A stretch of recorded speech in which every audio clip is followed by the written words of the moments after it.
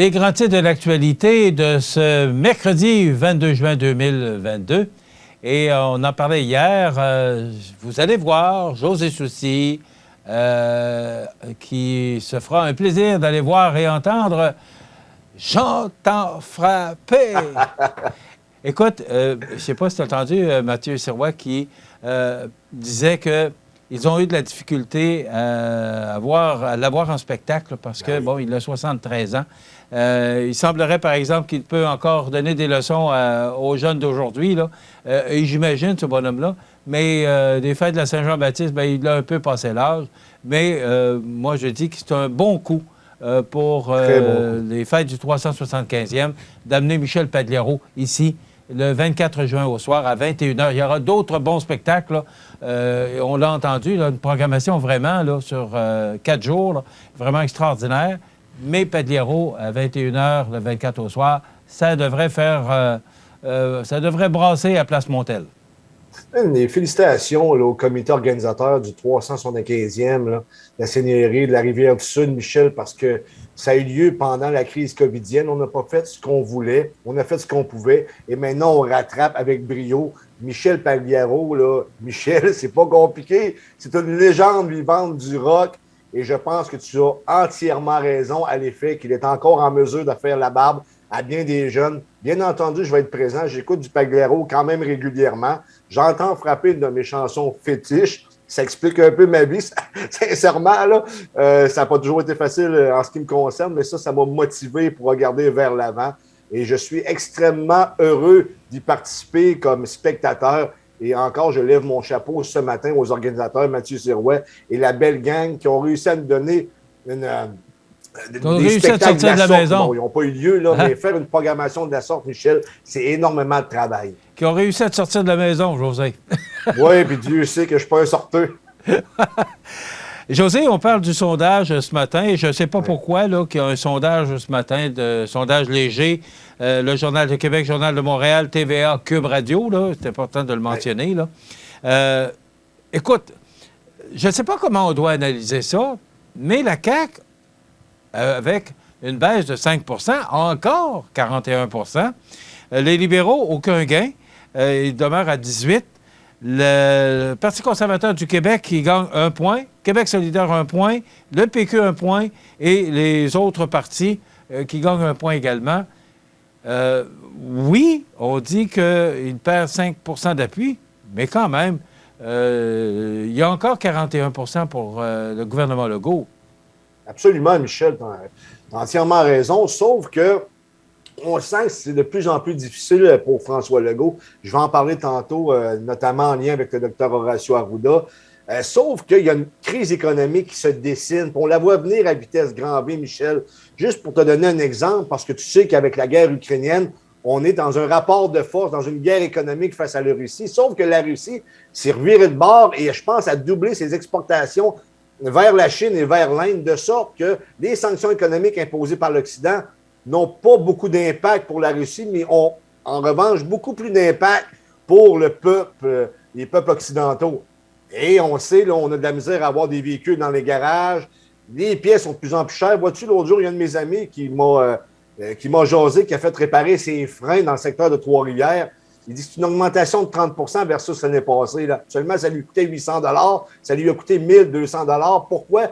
Par la rareté des pièces. On a de la difficulté à aller chercher les pièces en question pour faire les bonnes réparations. Tu comprends qu'il y a un mur qui s'en vient. Et là, on a actuellement également la crise des passeports. Je pense qu'il est très symbolique de la façon dont on est géré actuellement au Canada ou au Québec. Ce que je veux dire en somme, c'est que oui, ils sont encore premiers de la CAQ, mais ils sont sur... il y a beaucoup de plures de bananes là, devant leur chemin. Là. Ils risquent des fois de mettre un pied dessus. Il faut qu'ils soient absolument ou très, très, très, très, très prudents pour ne pas qu'arrive un événement qui fasse en sorte qu'il s'écroule. Mais on est encore loin d'un gouvernement minoritaire. Là. Ah, absolument, 41. Gouvernement minoritaire, Michel, c'est 33-34 à peu près. OK. C'est intéressant quand même. Puis il y a beaucoup de questions. On parle d'opinion sur... Je parle du Journal de Québec. Là. Les meilleures mesures pour faire face à l'inflation, entre autres, à 19 on parle de baisser les impôts des particuliers. Est-ce que tu crois que... Parce que là-dessus, Dominique Andelade, il faut lui donner, la chef du Parti libéral, là, qui a pris les devants sur une promesse électorale du 3 octobre. Là. Donc, elle a pris de court le parti de la CAQ, de M. Legault, en disant qu'elle, si elle est élue, elle va baisser les impôts. Et c'est le premier... c'est le premier en haut du sondage à 19 vient ensuite à 15 baisser les taxes sur l'essence. J'aurais pensé que les gens auraient voulu, et je ne sais pas si tu as vu ce matin, j'ai vu ça sur RDI ce matin, on dit que le gouvernement américain donne congé de taxes sur l'essence. Est-ce qu'on s'en vient avec ça au Canada aussi? On sait que M. Trudeau admire les États-Unis. Alors, est-ce qu'on s'en vient avec ça au Canada? Mais ça a été annoncé ce matin. Mais pourtant, ça vient au deuxième point. On parle de baisser les impôts en premier. Écoute, on risque de voir ça arriver parce que, en petit cours de politique 101 ce matin, là, tu ne te fais jamais lire avec ce que tu as fait, tu te fais lire avec ce que tu promets, ce que tu vas faire. La Coalition Avenir Québec, on peut lui dire qu'elle a fait une bonne gestion de la crise covidienne. On pourra en jaser longuement, mais c'est clair que les gens, lorsque tu vas te tanker, tu y vas une fois ou deux par semaine faire le plein, là, et lorsque ça te coûte habituellement 60 et que tu es rendu à 100 ça paraît directement dans ton portefeuille, de sorte que la personne ou le parti politique qui va faire cette promesse-là de baisser temporairement ou d'abolir temporairement les taxes sur l'essence pourrait faire des gains énormes dans la prochaine élection. Et comme je te l'ai dit, le temps est défavorable pour la CAQ parce qu'on rentre directement dans une crise économique. Et lorsqu'on est dans une crise économique et que les gens ont moins d'argent dans leur poche, ils vont pointer ceux qui nous dirigent, ils vont leur demander des comptes. Et c'est à ce moment-là qu'il risque d'avoir un changement. Ça ne veut pas dire que ça va arriver, Michel. Là. C'est des scénarios parmi tant d'autres. Et c'est ce que je lis ce matin à la lumière des sondages. Il n'y a rien de solide pour tout le monde. Ça peut changer à peu près n'importe quel temps. Il suffit d'une bonne crise pour que l'opinion publique change. José, hier, je regardais les bulletins d'information, puis j'étais gêné hier de voir les gens qui attendent avec des chaises, avec peu importe la façon, les gens qui passent des journées entières à vouloir obtenir un passeport. Et quand ils sortent de là, c'est comme s'ils avaient gagné 1 million. Là. J'ai mon passeport! C'est pas drôle. On est au Canada. Un pays du G7. Je m'excuse, c'est pathétique ce matin et on a l'air d'une république de bananes. Et là, on n'a pas le choix du côté fédéral. On est en train d'admettre qu'on a une réelle problématique, alors que depuis un certain temps, on nous endormait avec des discours vides à la Chambre des communes. D'ailleurs, Bernard Généreux m'avait sorti une bonne. Là. Je vais le paraphraser, parce que je ne me souviens pas exactement des mots, mais il avait dit une chose. Il dit, les gens là, qui amènent des chaises de parterre ou qui vont attendre pour avoir leur passeport, là, les vacances, là, c'est pas le bureau de passeport. Là. Ils vont au bureau de passeport pour prendre des vacances, justement. Je veux dire, c'est complètement ridicule, Michel, et comme tu l'as dit si bien ce matin, c'est une honte. On est gêné de ça. Et à un moment donné, il va falloir qu'on reprenne le contrôle de l'appareil étatique, que ce soit à Ottawa ou à Québec, parce que c'est risible jusqu'à un certain point et même pathétique. Écoute, on a vu des images, là, que ça commençait... Il y a des gens qui sont impatients, là, et la sécurité a dû intervenir à certains endroits, là. Écoute, on est d'abord au Québec et ensuite au Canada. De voir ça, là, et d'avoir son passeport, ben c'est tout à fait notable. Légitime. Là.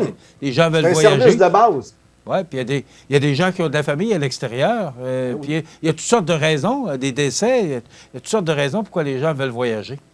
Écoute, Michel, c'est pas juste ça. Tu sais que recul peut-être de 20 ans avant le 11 septembre, là, tu passais des douanes aux États-Unis avec ton permis de conduire. Faudrait peut-être qu'on revienne à ça.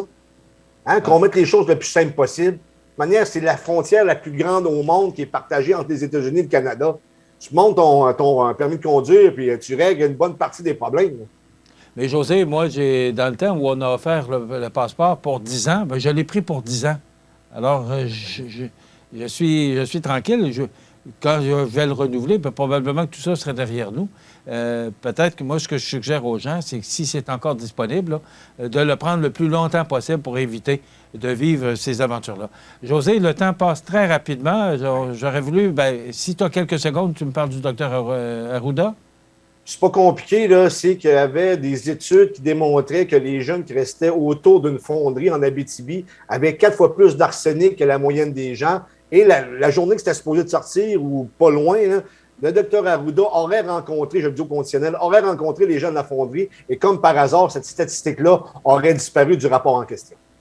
OK. Alors, on va sûrement entendre parler prochainement. Merci, José. On va te souhaiter une bonne journée. On se retrouve demain pour une autre émission d'information sur la Côte-du-Sud. Demain, on reçoit Mme Isabelle Genet, présidente et directrice générale de Centraide Québec, Chaudière-Appalaches, qui donne quand même de bons montants d'argent pour les organismes de notre région. Ça complète il y aura bien sûr la chronique IGA et je vous le rappelle, nous serons en congé la journée de la Saint-Jean-Baptiste le 24 juin. Je vous souhaite de passer une excellente journée. À demain.